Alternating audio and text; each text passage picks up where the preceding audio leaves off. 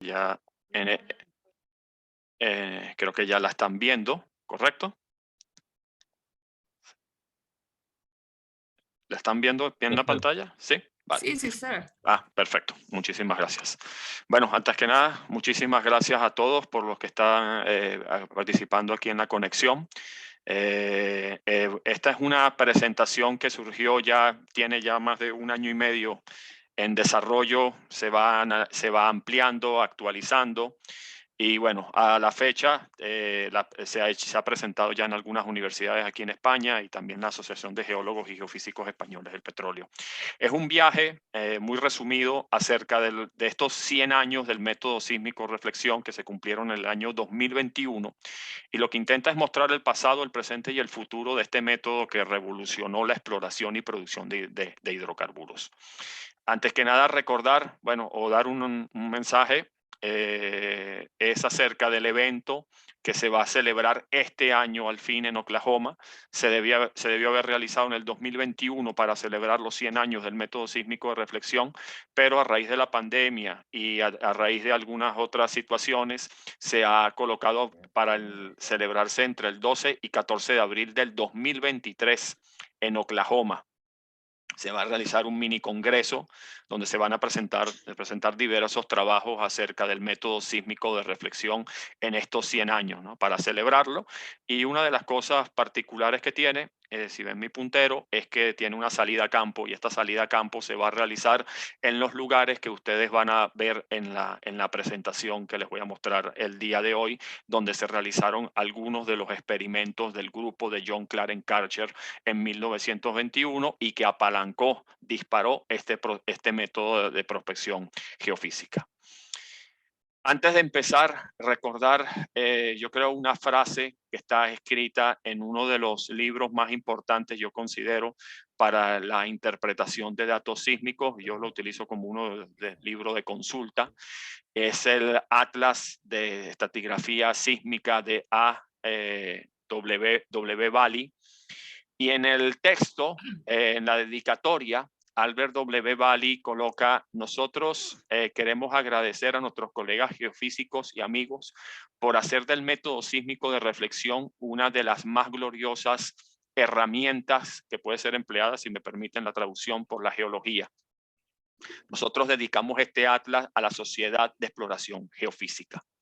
Esta yo creo que es una de las frases con la que se puede empezar esta presentación acerca del valor que le están dando la parte de vista de los geólogos acerca de esta herramienta del método sísmico de reflexión que permite la generación de imágenes en el subsuelo. Antes de empezar, ¿cómo arranca todo esto y por qué son 100 años? 100 años porque el 4 de junio de 1921 está registrado dentro de la historia que cuentan tanto algunos autores como la SEG, como el día que se logró registrar con éxito o se obtuvo una prueba exitosa en campo por el grupo de John Clarence Karcher, que ya veremos en las siguientes láminas, y que bueno, al 4 de junio de 2021 cumplimos 100 años y bueno, vamos a mostrar aquí en adelante los inicios, cómo se llegó a ese 4 de junio del 1921 y qué fue lo que generó estas pruebas exitosas y cómo se fue desarrollando en el tiempo. Y vamos a hablar algunos detalles acerca de qué es lo que viene a futuro para el método sísmico de reflexión.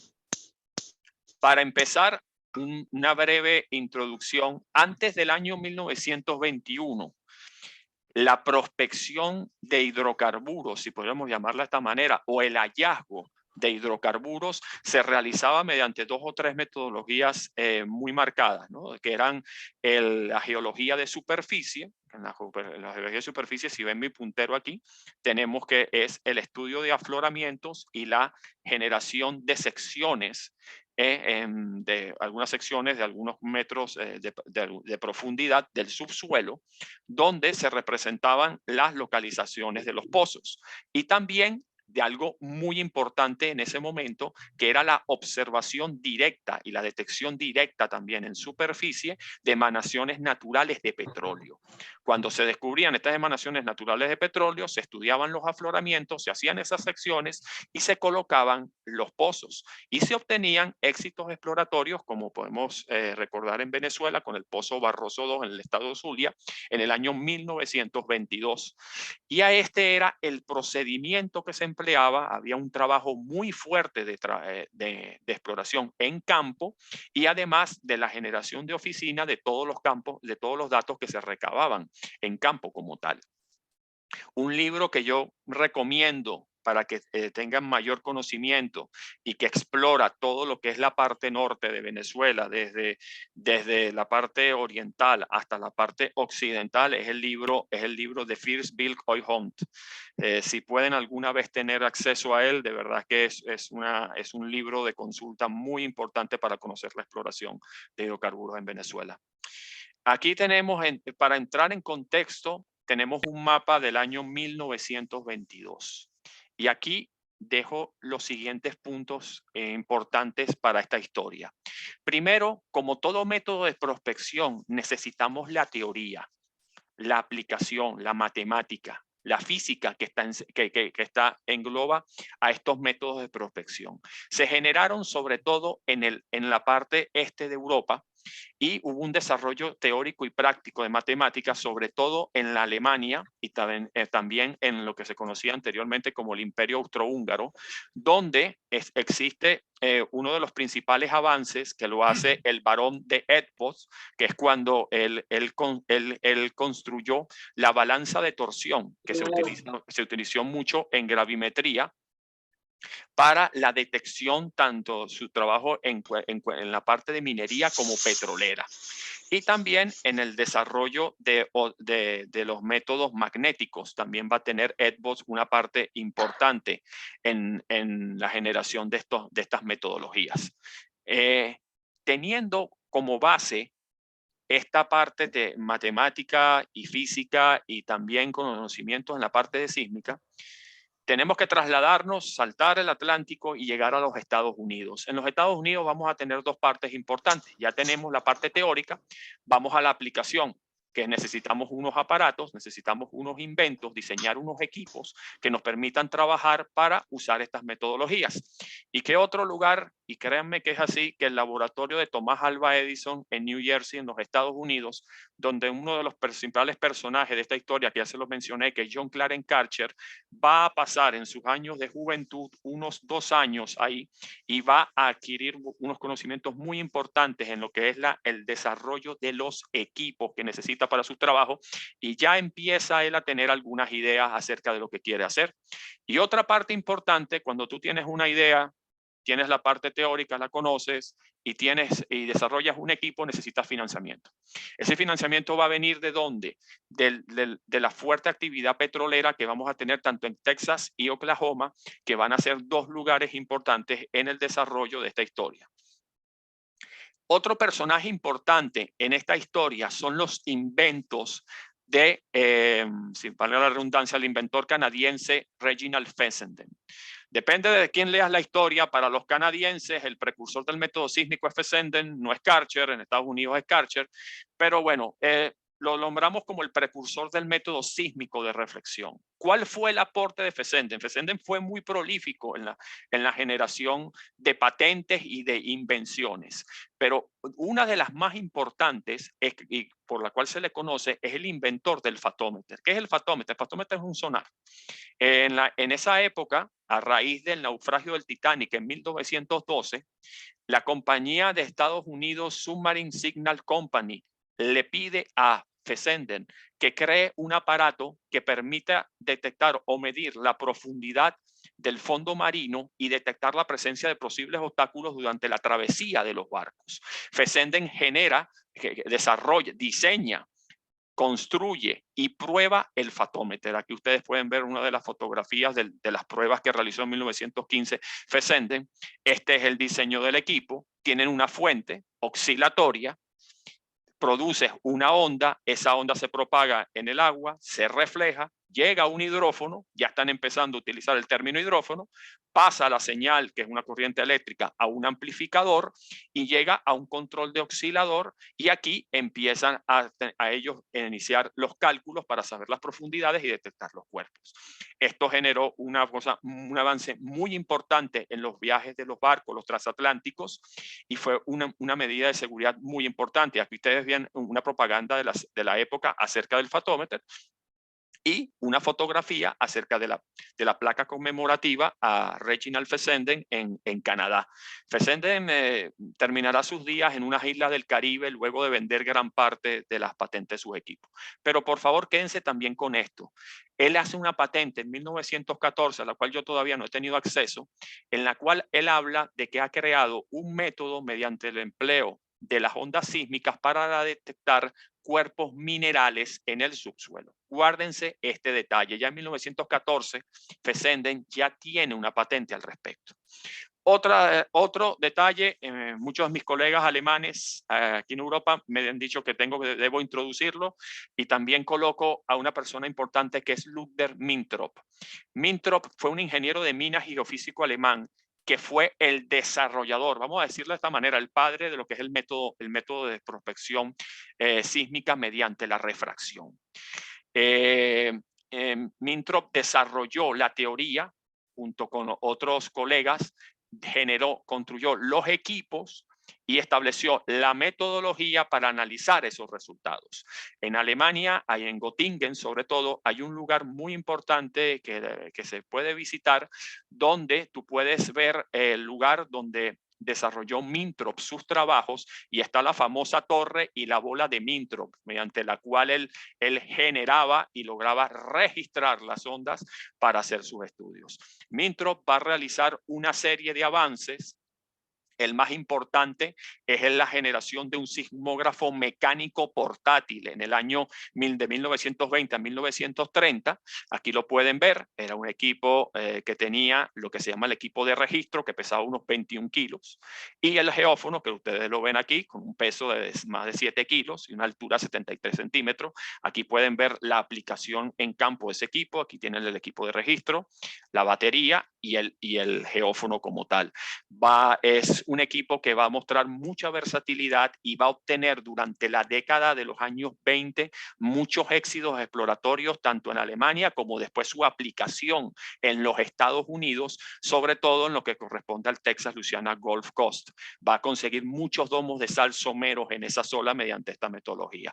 Es tanto el éxito que tiene Mintrop, que construye o registra la compañía Seismos. Con esta compañía va a trabajar en los Estados Unidos, va a tener muchos equipos de grabación allá en los Estados Unidos, y con el tiempo va a ir evolucionando, y en los años ya 50 al 65, Sismos ya va a pasar a trabajar más en lo que es la parte de la sísmica de reflexión, y va a pasar a fusionarse, como hacen muchas de las compañías, y genera la compañía Placla Sismos. Una recomendación, si tienen en alguna oportunidad poder ver los documentos técnicos de estas compañías que se pueden conseguir, la verdad es que son muy, muy buenos, un desarrollo muy, muy bueno desde el punto de vista técnico. Los trabajos de John Clarence Karcher. Bueno, tenemos a Mintrop y a Fessenden. Ahora entra en juego Karcher. Karcher es el inventor, se le considera el inventor del sismógrafo de reflexión. Realizó las primeras pruebas exitosas mediante el método sísmico de reflexión, y Karcher tenía la combinación importante. Era ingeniero eléctrico y físico de la Universidad de Oklahoma. Pero Karcher, y guárdense también este nombre, va a necesitar de este señor, Everett Lee de Goyler, que es conocido en los Estados Unidos como el padre de la geofísica americana.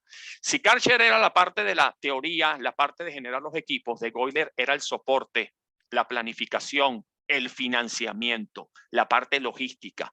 Este es el hombre que va a ver que los experimentos de Karcher son importantes, y le va a ayudar en una parte de esta historia que les voy a contar a continuación, en la siguiente lámina, donde va a ayudar mucho y a impulsar el método sísmico de reflexión. ¿Cómo nace el método sísmico de reflexión? Bueno, Karcher ya tenía algunas ideas Pero ¿por qué yo coloco imágenes de la Primera Guerra Mundial? Porque durante la Primera Guerra Mundial, tanto el ejército imperial alemán como el ejército del Imperio Británico, también Francia y todos los que participaron en la guerra, sobre todo también los franceses, desarrollaron equipos para medir o registrar las ondas que se propagaban en el aire y de tal manera de determinar cuando se activaba o disparaba la artillería enemiga, poder calcular a qué distancia estaba y poder neutralizarla. Karcher va a viajar a Francia y va a estudiar estos equipos que se pueden ver en Francia, están en los museos, donde empieza a entender el funcionamiento de estos equipos y cómo generar los micrófonos, vamos a llamarlo por ahora micrófonos, que detectan estas ondas. Karcher se va a ir con esta idea, pero junto con sus colegas empieza a argumentar otra forma de hacerlo, porque Karcher estudió bastante la propagación de las ondas en el aire, pero él y sus colegas quedan con la idea de que es mejor emplear las ondas sísmicas que se propagan en el subsuelo para poder detectar la artillería en el frente de batalla. Pero Karcher y uno de sus profesores de la Universidad de Oklahoma van a desarrollar más allá esta idea. Empiezan a pensar, si estamos en Oklahoma, ¿por qué nosotros no aplicamos esta metodología para ubicar, predecir profundidades y poder mapear cuerpos en el subsuelo? Ahí arranca esta historia donde tenemos a cinco protagonistas de algunas de las pruebas que se realizan en campo. Luego de una larga historia que se la resumo en esta lámina, John Clarence Karcher, Irwin Perrin, que es jefe del Departamento de Geología, William Hasselman, que es profesor de Karcher y es jefe del Departamento de Física de la Universidad de Oklahoma, que es uno de los que impulsa también junto a Karcher esta metodología, junto con otro profesor de geología de la Universidad de Oklahoma y William Sekai, que es estudiante de geología, van a realizar unas pruebas.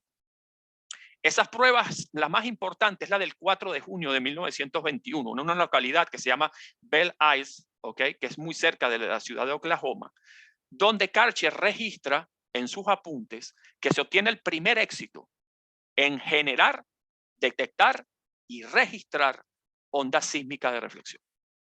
Ese registro les lleva a ellos posteriormente llevar después de esta prueba exitosa, irse a otro lugar de julio a agosto del 1921.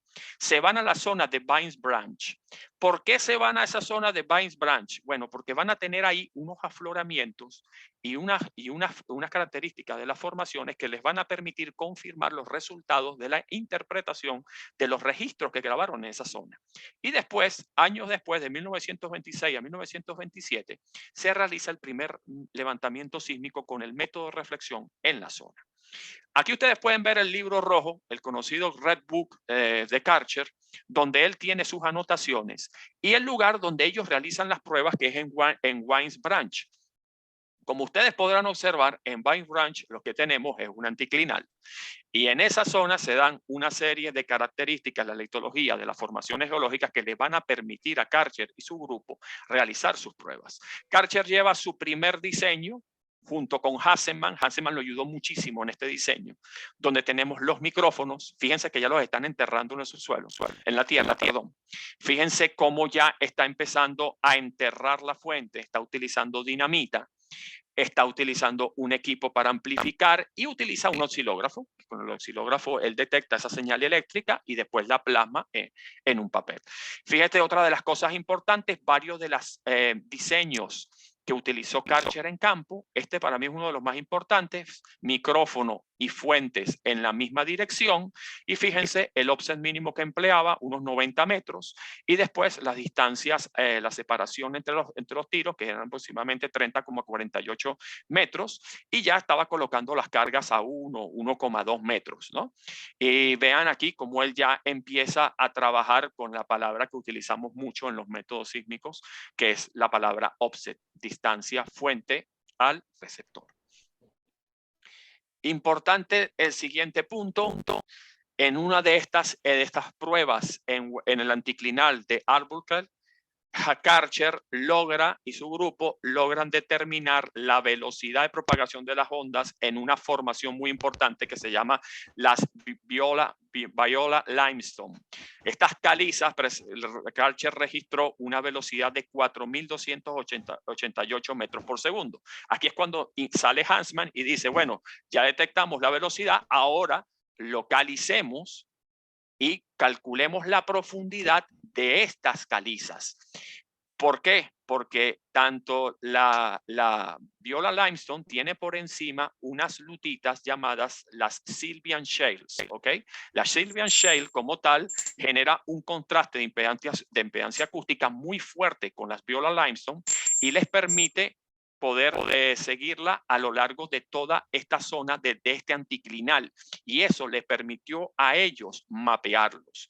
De esta manera también Karcher y su grupo determinan otra serie de cosas importantes, que es el aumento de la velocidad de las ondas con la profundidad, que cada formación geológica tiene una velocidad característica, pudieron determinar buzamientos, los verificaron en superficie, y aquí ustedes pueden ver un registro sintético que se hizo en esta zona.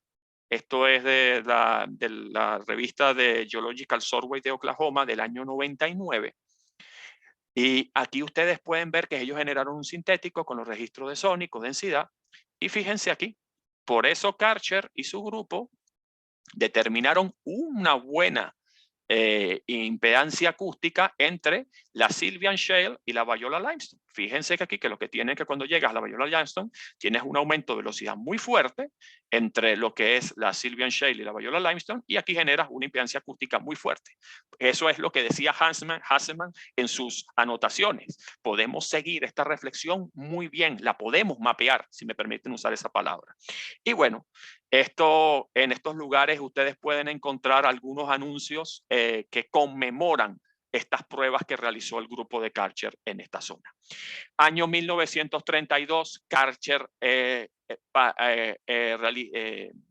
ya pone la patente o registra la patente de lo que es el método sísmico de reflexión, que se puede aplicar en anticlinales, que es un método rápido, preciso, económico. Habla de las fuentes, los receptores, la forma de grabar, que es un método que sirve para ubicar y estimar la profundidad de las estructuras en el subsuelo. Ya empieza a hablar de la velocidad de propagación de las ondas, más los tiempos de viaje.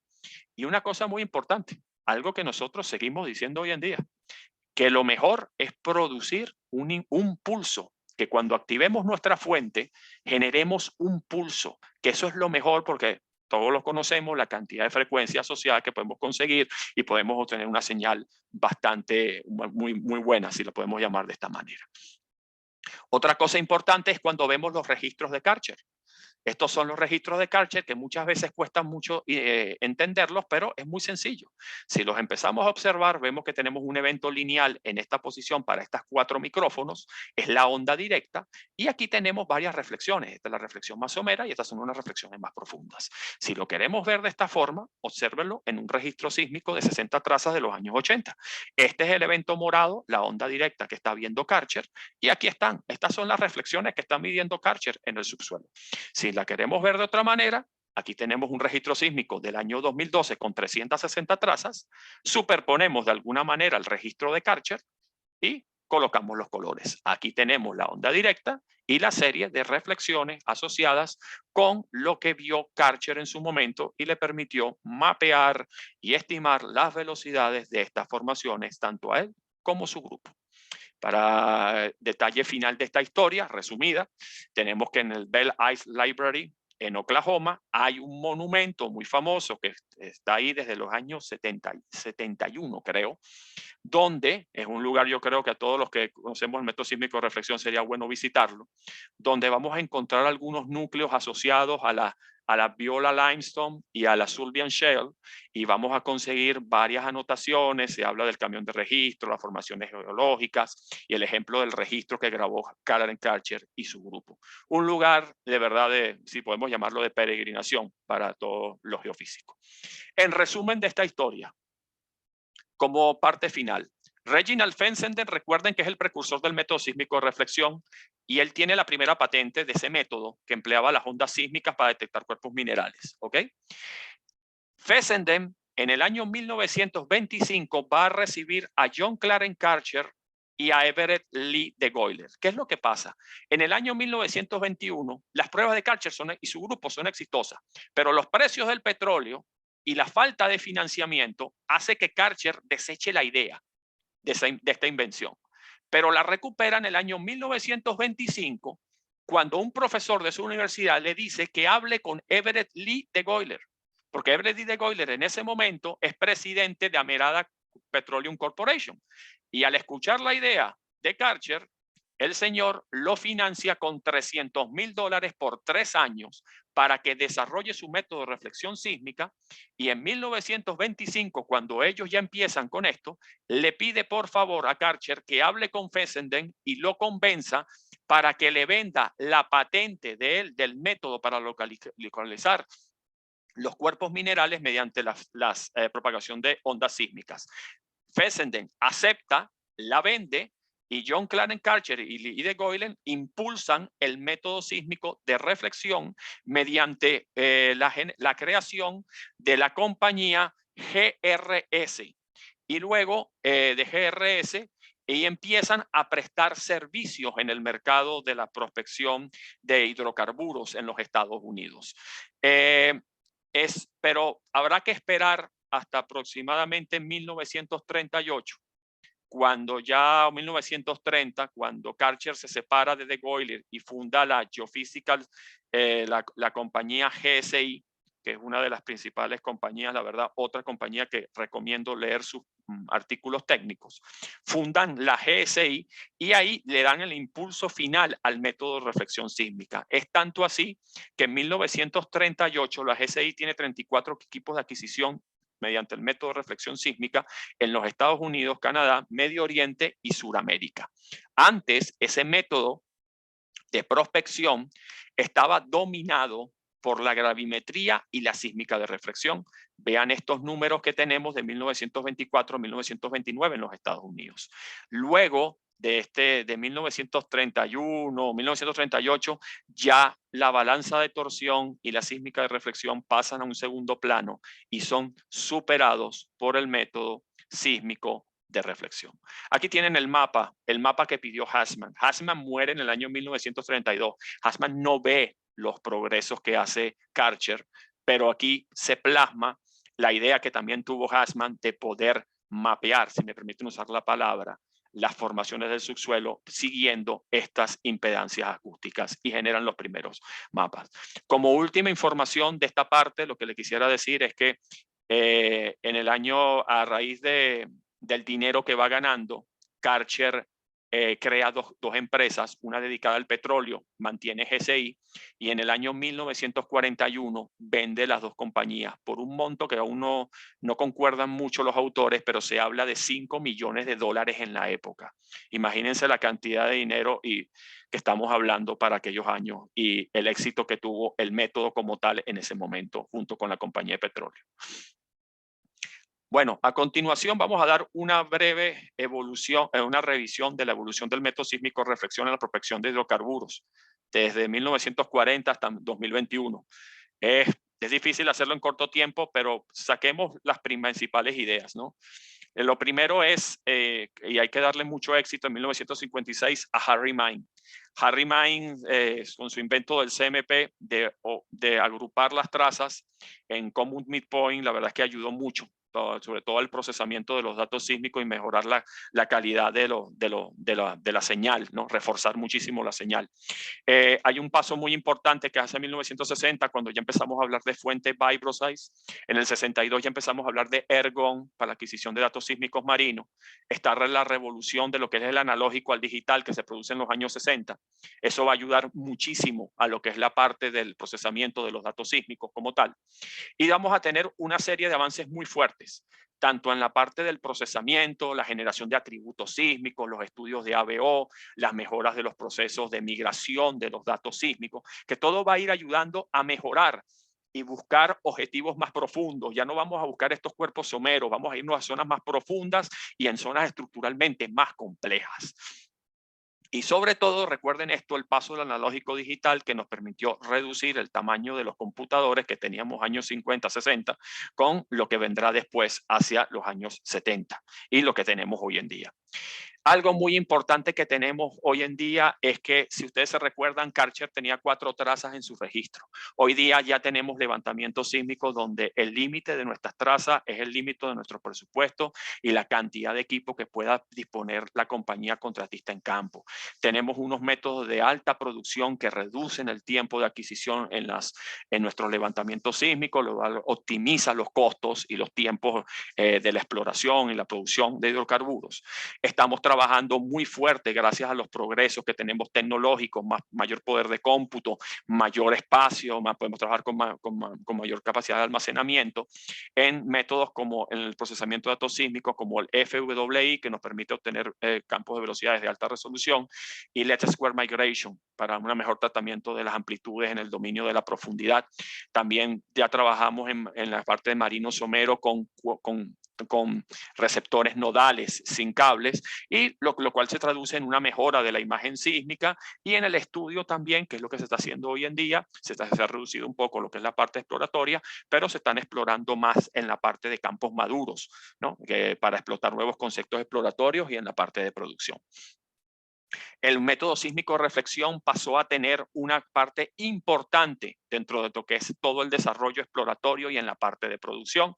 En los tiempos modernos lo que tenemos es que aplicamos mucha gravimetría y magnetometría para ubicar las cuencas, y luego pasamos a estudiar las zonas que se adquieren durante las concesiones, y luego, trabajando con sísmica regional 2D, empezamos a ubicar los lugares más idóneos para realizar la prospección de hidrocarburos, y luego pasamos a un nivel, a una escala más pequeña, en la cual, si existe con el pozo un éxito exploratorio, ya pasamos a tener lo que se denominan adquirir una sísmica 3D, una sísmica con mayor poder de resolución en lo que respecta a la definición de los cuerpos en el subsuelo, y con eso pasamos a una parte de producción como tal del estudio de los campos, el desarrollo, perdón, de los campos en la parte del mundo de vista petrolero como tal.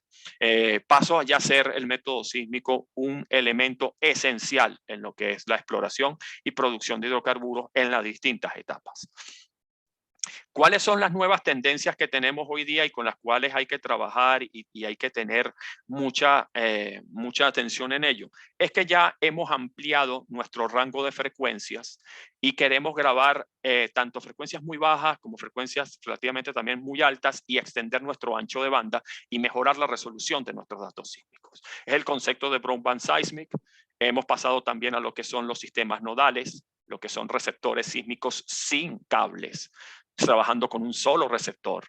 Y esto ha dado una parte de versatilidad a la adquisición en campo muy grande.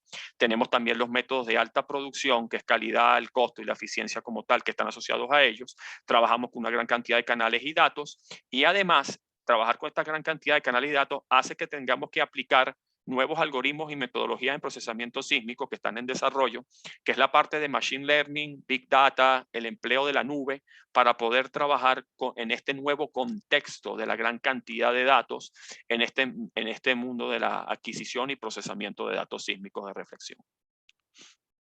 Estas son una referencia del ancho de banda que teníamos anteriormente, que era de 10 a 80 Hz, y que hoy en día, si los datos marinos, más que todo, lo permiten, y la zona y toda una serie de factores, podríamos trabajar entre 2 a 150 Hz, pero eso sería ya algo bastante óptimo como tal. Otro de los ambientes que también no podemos olvidar es las nuevas regulaciones en la parte social con la cual está afrontando lo que es la parte de adquisición sísmica y procesamiento sísmico, la percepción de las comunidades acerca de los levantamientos sísmicos y las regulaciones ambientales, que son cada vez más exigentes. Hoy día un permiso de adquisición sísmica te pueden pedir hasta 1 o 2 años en algunos países. contra algunos que te pueden pedir 6, 8 meses, pero ya hay que trabajar también contra algunas publicaciones que las pueden conseguir en internet o divulgaciones, las cuales tienen una visión, si me permiten la palabra, errada de lo que es el impacto ambiental de la sísmica como tal, tanto en la parte marina como en la de tierra, pero es algo que hay que trabajar y es una parte de resiliencia como tal en lo que respecta al mundo de la adquisición de datos sísmicos de reflexión. Un breve resumen acerca del método de reflexión sísmica y sus aportes a la exploración y producción de hidrocarburos en Venezuela, 1933-2008. Esta es una versión, si me permiten, bueno, resumida, está más ampliada. Aquí tenemos, y doy mi agradecimiento a al ingeniero Gabriel Solano y a Rafael A. Ramírez y Dervis Varela por la aportación del mapa de adquisición sísmica en Venezuela. Aquí ustedes pueden ver cómo está el mapa de Venezuela y cómo se distribuye tanto la sísmica 2D, que son las líneas que ustedes ven aquí en color amarillo, y la sísmica 3D, que serían los polígonos que ustedes observan en las diferentes cuencas petrolíferas que podemos encontrar en Venezuela, cómo está distribuida toda ella. Tenemos una gran mallado de sísmica 2D como 3D. Y un dato importante es que el primer estudio 3D que se realizó en Venezuela por Lago Ben fue en el bloque E sur del lago de Maracaibo, en un área de 90 kilómetros cuadrados. En aquel momento se trabajó con un cable de longitud de cable de 3 kilómetros de longitud con 120 grupos de hidrófonos colocados cada 25 metros.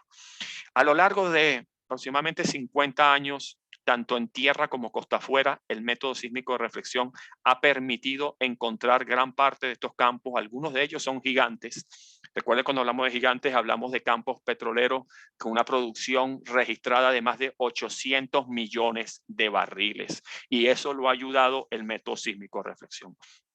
Aquí les coloco un resumen de lo que fue la aportación de lo que llaman el sismógrafo. Esto es sacado de la WEC de 1997 de Schlumberger y que coincide muy bien con los registros de actividad geofísica de la Society of Exploration Geophysics y de otras publicaciones. El sismógrafo empieza más que todo a partir de los años 1933 en Venezuela. Se utiliza la parte de refracción en un proceso adicional y después va ganando terreno la sísmica de reflexión, y fíjense que de los años 1940 a 1950, una vez ya que finaliza la Segunda Guerra Mundial y hay más concesiones, hay un pico de actividad del sismógrafo como tal, en la actividad más que todo 2D, es 2D lo que hay en esa época, pero luego tenemos una baja debido ya a la aparición de petróleo también en la parte del Medio Oriente. Hay más aportación también del petróleo del Medio Oriente y ya hay una cuestión de costos y bueno, van bajando algunos proyectos, pero tenemos una actividad fuerte hasta los años 60, 70, que aquí es cuando el Estado venezolano ya empieza a reducir la aportación de concesiones y nos aproximamos a lo que es la nacionalización del petróleo, y después esa producción, esa actividad va creciendo en cierta manera con algunos bajos desde los años 76 hasta el año 2010 como tal. Una parte importante, si podemos tener aquí otro ejemplo, es que este es un ejemplo de una muestra de descubrimientos petrolíferos y métodos de exploración empleados.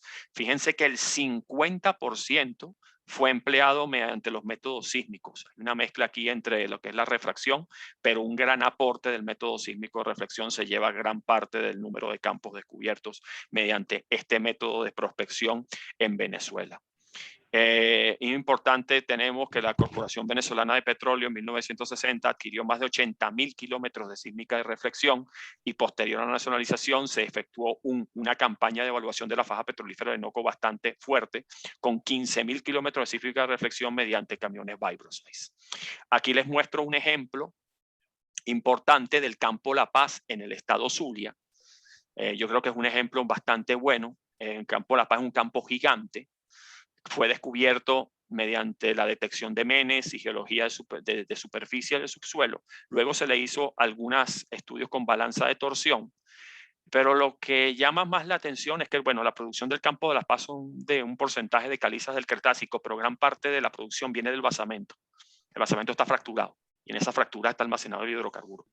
Y aquí ustedes pueden ver algo que es muy importante: la geología de superficie a partir de cortes estructurales de lo que es la formación, de una de las formaciones productoras en el campo de La Paz, y luego cómo va progresando en el tiempo. En el año 1982, mediante la sísmica de reflexión adquirida 2D, adquirida en el 79, vean cómo mejora lo que es el mapa de la descripción de uno de los reservorios y cómo llegamos a este nivel en 1996 con la adquisición de una sísmica reflexión 3D, y además en la zona se hizo una sísmica reflexión 3 componentes para poder conocer la dirección preferencial del fracturamiento.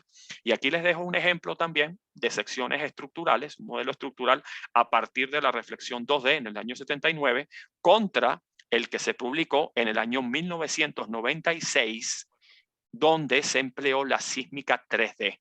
Vean cómo aquí ya va variando un poco cómo es la descripción de la estructura como tal, ¿no? Tenemos ese famoso anticlinal invertido que tenemos en la estructura del campo La Paz. Este es uno de los ejemplos más característicos que podemos tener en esta parte en Venezuela en este resumen.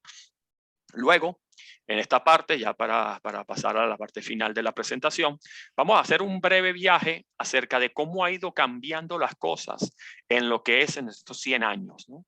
Aquí ustedes tienen una unidad de registro, la unidad de registro que empleaba John Clarence Karcher en el año 32.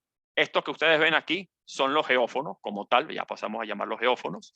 Aquí está la unidad de registro. Este era el equipo de perforación cuando utilizabas explosivo en el año 1935.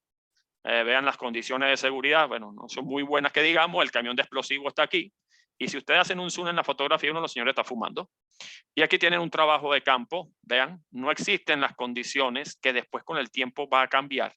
Esta es una unidad de registro, compárala con el año 32, año 2001, con toda la parte tecnológica y toda la parte de seguridad, el trabajo del equipo de perforación en campo en el año 2001. Ya hay otras medidas de seguridad como con las cuales trabajar en campo y va mejorando porque se va cuidando también la salud y la integridad de los empleados en campo y se utilizan mejores métodos de trabajo y también empezamos a utilizar mejor tecnología. Año 1964, la famosa TIAC del Center en Calgary, en Canadá, para el procesamiento de los datos sísmicos, y cómo hoy día podemos trabajar en el año 2010 en casa, tanto en la parte de interpretación sísmica, ya procesamiento, ya bueno, ya hay que trabajar con la nube, pero ya podemos trabajarlo directamente en casa. Las estaciones de trabajo en los años 80, esto fue un gran avance para el trabajo de los intérpretes, y nuevas tecnologías que nos permiten visualizar en 3D y interactuar con los yacimientos y con la información sísmica. Pero todo esto tiene un problema. Necesitamos espacio para almacenar todos estos datos sísmicos y eso implica un costo. Y esto trajo como consecuencia también que se generaron formatos, como los que no conocemos, el formato SegWide de la Society of Exploration Geophysicists, los archivos SPS y toda esta gama de herramientas que utilizamos para poder utilizar los datos sísmicos como tal. Aquí vemos los avances también de la parte de lo que es la grabación de los datos. Hoy día tenemos una gran versatilidad en los equipos para grabar los datos en campo. Un avance importantísimo es en los receptores, los geófonos que se trabajan en campo. Tenemos estos geófonos del año 30 a 1950, como este anuncio de los geófonos de los años 60.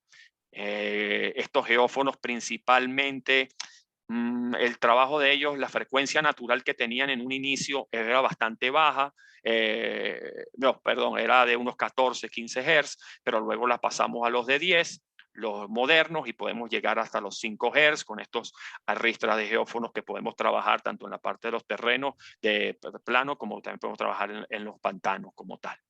¿Cuándo está el gran avance? El gran avance lo ven ustedes aquí en esta lámina. Tienen esta parte, los equipos, si ustedes fuesen a trabajar en campo y necesitan 32 canales, en este caso, aquí se compara este de 428 del Sercel 428 versus este equipo Tremornet. El equipo Tremornet está aquí. Para ustedes grabar esos datos sísmicos solo necesitan estos 32 receptores y en esos 32 receptores ustedes almacenan todo lo que hubiesen necesitado aplicar con todo este equipo que ustedes ven aquí, que pesa 320 kilos. Todos estos cables, todas estas ristras de geófonos, todas estas cajas. Todo se resume en la ubicación en el terreno únicamente de estos equipos. Estos equipos reciben, almacenan la información y emiten información acerca del comportamiento de ellos para poder hacer un QC, que eso es una de sus partes de debilidad, que no se puede realizar un QC en tiempo real con estos equipos, ¿no? Esa es una de las problemáticas de estos equipos nodales, estos equipos sin cables que tenemos, y que ya han salido una gran variedad de equipos en el mercado, tienen una batería interna, un GPS interno, y te permite grabar los datos y tener un cierto conocimiento. Puedes ir con una tablet, puedes ir con un móvil, con un celular, aproximarte a ellos y conocer el funcionamiento de los mismos. Y de esa manera tener una idea de cómo funciona. Lo que sucede es que, repito, no puedes tener en tiempo real ver la información.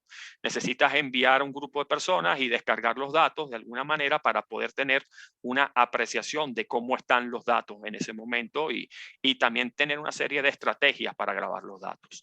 Yo aquí les resumo cómo está la grabación de datos sísmicos en estos momentos. Hoy día tú lo que puedes hacer en campo, tienes un template, este es el template de grabación sobre tu adquisición sísmica. Aquí tienes 20 líneas encendidas cada vez que actives una fuente, con 100 canales cada una. Tienes 2000 canales activos. Tienes 2 unidades de fuente, en este caso son vibradores, pero tienes un equipo inalámbrico donde tienes aquí, este equipo que está aquí, tienes unos geófonos, estos son de geófonos analógicos, pero aquí tienes este equipo que se llama el RAW. Este equipo RAW es inalámbrico, también tiene su GPS, su batería y almacena la información. Ya no tienes necesidad de tener una casa blanca, la casa blanca la puedes dejar en un campamento volante y desde ese lugar, si tienes una buena comunicación en la zona, puedes realizar el control de los vibros y el control del funcionamiento de los sistemas RAW con los geófonos. Hasta ahí. Para tener información de los datos, tienes que mandar gente para tomar muestras en campo. Y lo que se gana aquí es la capacidad y la versatilidad para poder grabar en campo a través de estos equipos como tal. Y esto reduce mucho el tiempo de colocación de equipo en campo, la recogida, la grabación.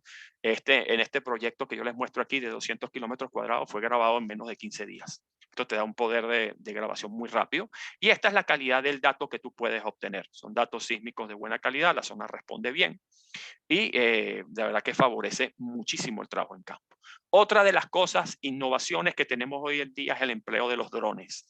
Además de que nos permite visualizar la línea sísmica o el área donde queremos hacer la adquisición de los datos sísmicos, el dron puede viajar a la línea sísmica, llegar a donde está el receptor nodal, descargar información y volver a tu lugar de grabación, descargarlo y visualizar los datos sísmicos. Esto es algo que se viene empleando actualmente, pero depende también mucho de la legislación de cada país como tal. Otro de los avances importantísimos dentro de lo que es la parte de la evolución en estos 100 años del método sísmico de reflexión es la parte de la adquisición sísmica marina. Antes de la sísmica marina, bueno, esta foto lo demuestra, se utilizaba un cierto tipo de explosivo sísmico con unas ciertas características. Se trabajaba también dependiendo de la profundidad a la que estaba el fondo marino para la colocación de esas cargas. Se tenía equipo analógico en esos momentos, pero eso fue progresando. Y ya vemos aquí como el Western Patriot, el famoso Western Patriot en el año 1991, ya tiene equipo de avanzada. Hay avances en lo que son los streamers, los cables que colocamos para recibir las ondas, registrar las ondas sísmicas, los hidrófonos que van dentro de los streamers, el proceso de QC de los streamers, hasta llegar a los barcos de última generación que tenemos hoy en día, que son unos barcos espectaculares. Aquí ustedes tienen uno de los de la compañía PGS, creo que este es el Titan de PGS, cómo ha cambiado el puesto de mando, cómo tienes lugares para hacer reuniones, cómo ha cambiado, vean la sala, esta es la sala del Titan donde se realiza el control de calidad de los equipos, todo está más automatizado que respecto a los años 90 y por supuesto esto también existía en los años 90 pero ha mejorado mucho más. Tú puedes tener lugares de esparcimiento para los empleados dentro del barco como tal. Ha mejorado muchísimo lo que es la parte marina como tal. Y también la terrestre, hay unos avances muy fuertes, pero bueno, recuerden que todo también depende de la respuesta del subsuelo y de cómo grabemos los datos. Esto es algo muy importante, máximo número de streamers, cómo fue evolucionando con el tiempo. Desde el año 93 los barcos solo pueden llevar 5 streamers. Fíjense en el año 2013, ya se habla de 24 streamers como tal, pero bueno, todo depende también del diseño del barco, pero esto te permite una versatilidad a la hora de la grabación muy grande. Ya volvemos a hablar del empleo de una fuente controlada para la generación de ondas en el mar mediante la generación de utilizar vibradores marinos. Esto está todavía en desarrollo, pero yo creo que es algo bastante importante. Este es uno de los ejemplos de los vibradores marinos de la compañía Shewater. Yo creo que esto puede ser un avance muy importante también para lo que es la parte marina. Y otra cosa muy importante, para terminar, el medio de colaboración. Este medio de colaboración que existe hoy día te permite, mediante el empleo de los satélites y sobre todo la nube, de tener los barcos operativos, utilizar los satélites para llevar la información también a través de la nube y llevarlo a las oficinas de procesado de algunas de las compañías y también para los clientes. Tanto en tierra como marino se están empleando, intentar buscar estos métodos de colaboración para tú tener un mayor control de lo que está ocurriendo durante la adquisición de los datos. Tanto así que en tierra hasta puedes conocer cuándo se detona una carga explosiva porque están llevando unos chips electrónicos y esos chips electrónicos tienen un GPS. Tú puedes saber el momento donde está colocado y el momento en que se activa. Es decir, tenemos un desarrollo bastante fuerte, pero sobre todo por la presencia de la nube y la mejora en las telecomunicaciones y en la parte de las conexiones a Internet. La verdad es que eso da unos grandes avances.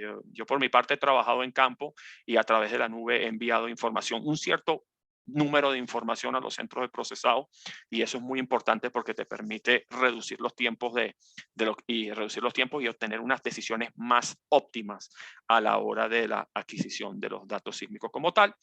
Y bueno, como siempre, en la parte marina lo que tenemos es la parte de protección de la fauna y la flora marina como tal y que esta imagen se las dejo para que vean que ya desde hace tiempo como tal se trabajaba se trabajaba en mejorar los equipos para no hacer ningún daño a lo que es la parte de la flora y la fauna marina. Lo dejo porque yo creo que la parte marina está muy golpeada a raíz de publicaciones que de verdad no tienen sustento técnico en Internet. Hay muchísimas y de verdad no tienen sentido muchas de ellas como tal, para que ustedes vean que ya esto tiene tiempo trabajándose como tal.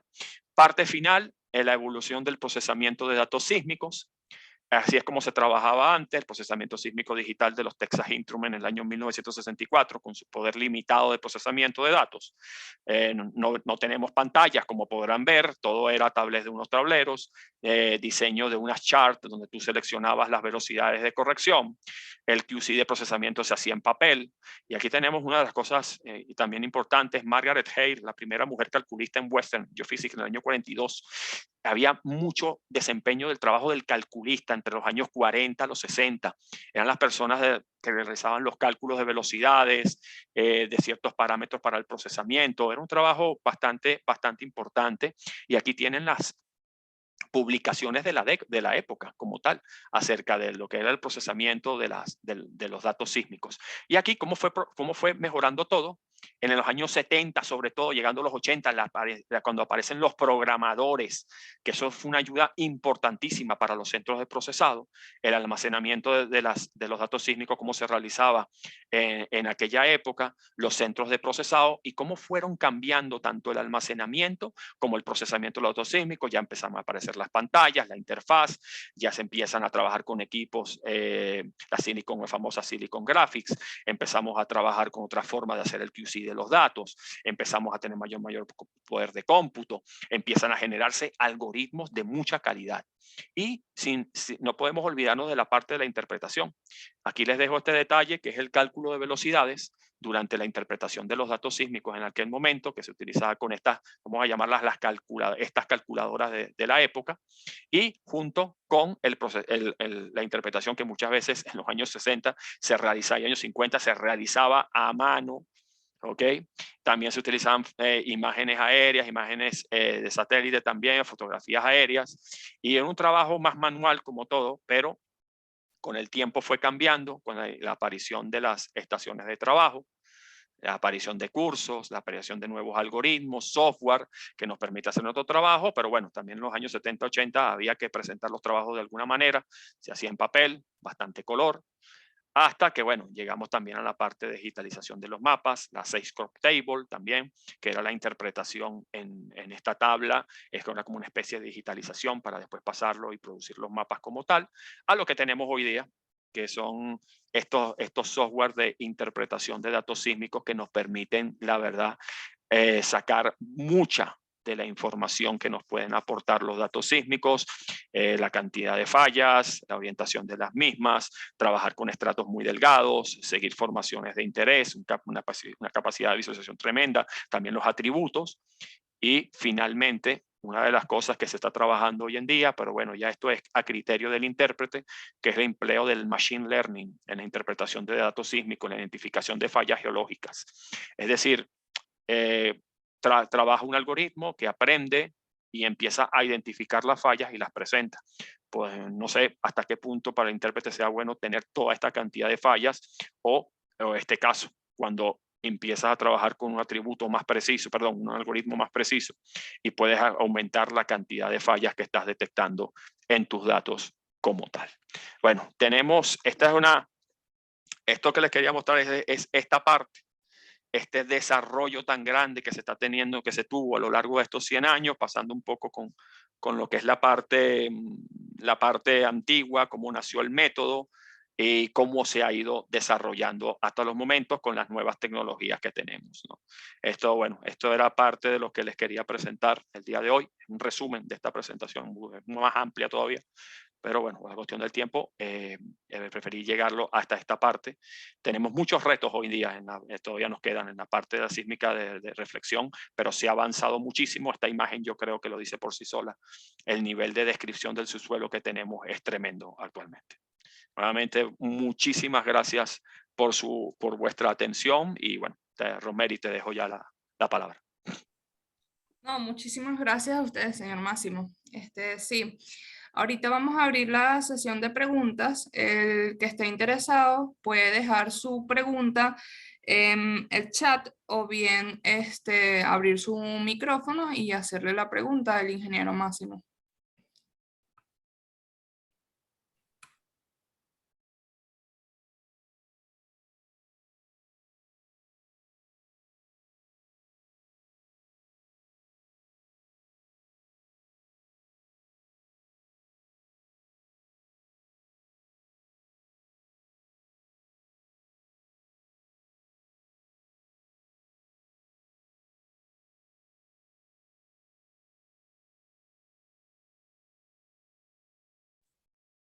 Ok, ya tenemos una pregunta en nuestro chat.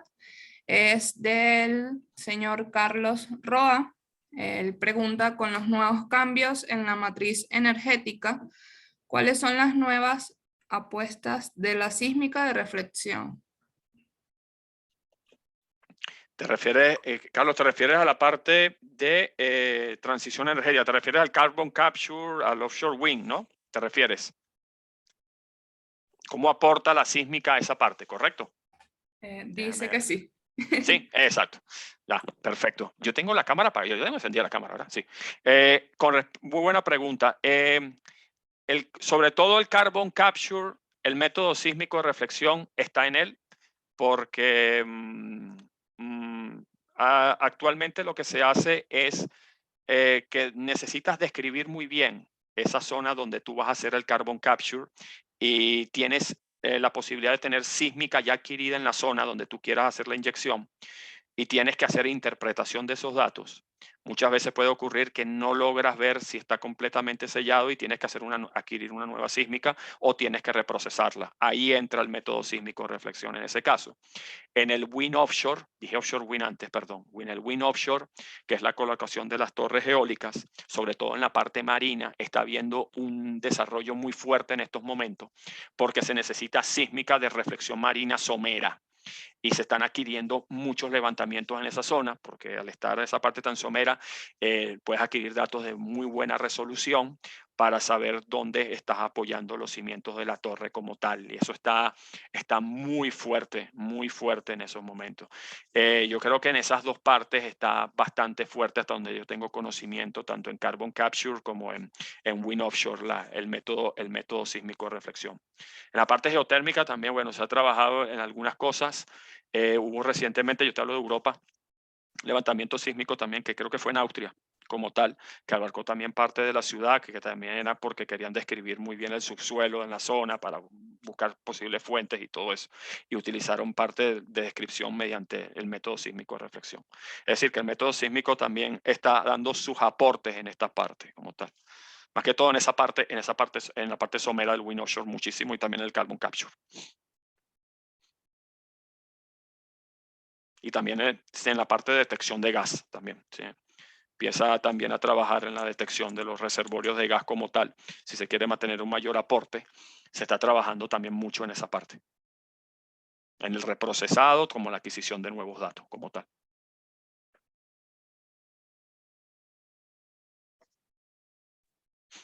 Muchas gracias por la respuesta, señor Máximo. Cualquier otra persona que desee hacer su pregunta, los invito a hacerla igualmente por el chat o pueden abrir sus micrófonos.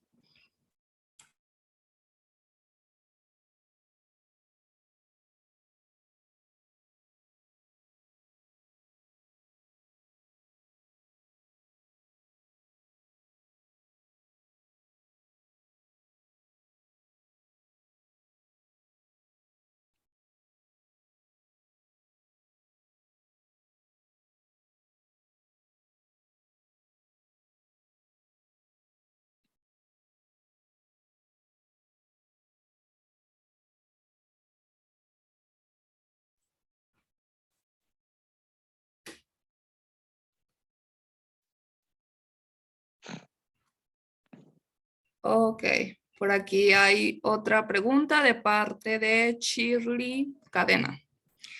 Excelente presentación, ingeniero Máximo. Saludos desde Ecuador. Mi pregunta es más relacionada a lo que usted comentó acerca de las limitantes con las comunidades. ¿Cree usted que dentro de la historia pudo haber sido un método invasivo, que es todo lo contrario a lo que conocemos hoy en día y que es difícil transmitirlo a las comunidades? Como geocientíficos, ¿cómo deberíamos mejorar en ello? Muy buena pregunta, Shirley. Mira, yo te hablo desde el punto de vista también de mi experiencia.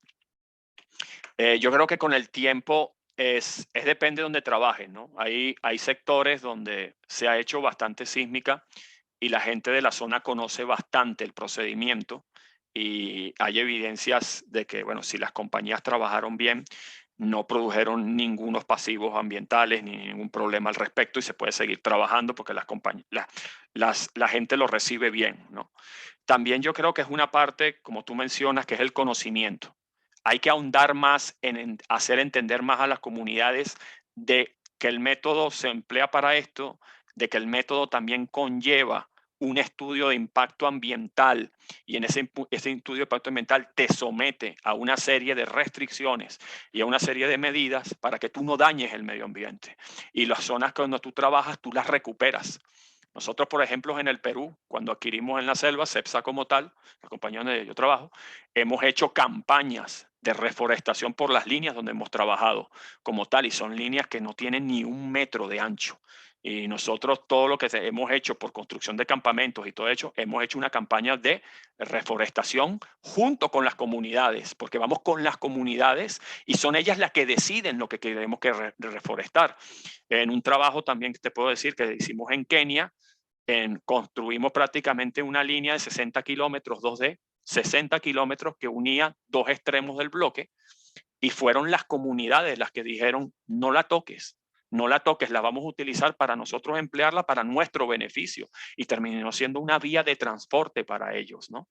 Yo creo que también uno de los grandes problemas es el desconocimiento. Hay que trabajar más en hacerle entender a la gente que el método no es invasivo, que el método no es invasivo, el método no genera esos daños que se plantean, se realizan una serie de métodos para disminuir esos efectos y con eso puede ayudar mucho. El problema es que hay una campaña externa que no facilita las cosas. Yo también te lo digo desde el punto de vista de los explosivos.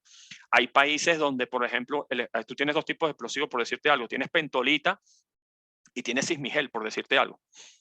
Hay países que no quieren la pentolita y no quieren la pentolita más que todo por una cosa que es desde el punto de vista no técnico, es por algo que ha quedado así en el ambiente, como una especie de conseja, una especie de cultura popular que te dice que la pentolita es dañina, ¿no? Eso no es así. Y entonces hay que luchar contra eso, hay que mostrarle a las comunidades los beneficios de eso. Te puedo dar otro ejemplo. Yo hice recientemente una sísmica en Colombia y los propietarios y las comunidades de la zona dijeron que no querían explosivos, pero que querían camiones vibradores. Y utilizamos camiones vibradores pequeños que no generaron daño para nada. Disminuimos muchísimo el efecto del paso de los equipos en campo. Es decir, hoy día se puede trabajar con equipos que son muy amigables con el medio ambiente y yo lo que digo siempre es eso, te repito, es la parte de explicar. Hay que explicar bien el método a las comunidades. Antes de hacer cualquier campaña de adquisición sísmica, contacto con las comunidades y explicar una a una el método. Esa es una parte importantísima, importantísima, yo considero en ese aspecto. La parte marina hay que trabajar también mucho. Yo creo que en la parte marina se han escrito cosas que no van al caso. Hay que trabajar mucho, sobre todo en hacer entender algo muy importante, que es el rango de audición de la fauna marina contra los niveles de ruido que puede estar generando el barco. Yo te puedo decir por experiencia, yo he adquirido y tengo los delfines a una cierta distancia del barco y los delfines no les pasa nada. He visto hasta ballenas y nada. Lo que hay que hacer ahí es también que entiendan que los barcos hoy día emiten una serie de sonidos que hacen que se aparte la fauna marina. Eso es algo que no se suele tampoco decir. Y repito, es una parte de promocionar, explicar a las comunidades como tal. Muy buena pregunta, Shirley.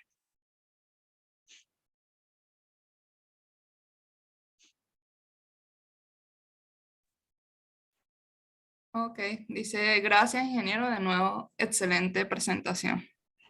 Gracias. Creo que ya debemos ir finalizando. Ya son las 10:11 de la mañana aquí en Venezuela. Muchas gracias, señor Máximo, nuevamente por la presentación y muchas gracias a todos los participantes que, bueno, hacen que esto se lleve a cabo. Nada, buenas tardes a todos, que tengan un feliz día y nos vemos en una próxima oportunidad. Muchísimas gracias, muy amables a todos por su asistencia.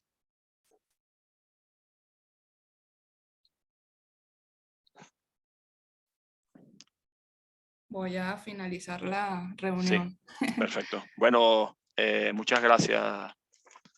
Muchas gracias, Rosemary. Gracias a usted, señor Máximo. Bueno, te mando un mensaje después por el WhatsApp, ¿ok? Ok. No escuché tu mensaje de anoche, déjame escucharlo. Ok. Ok, venga. Estamos en contacto. Hasta Estamos en luego. contacto. Hasta luego.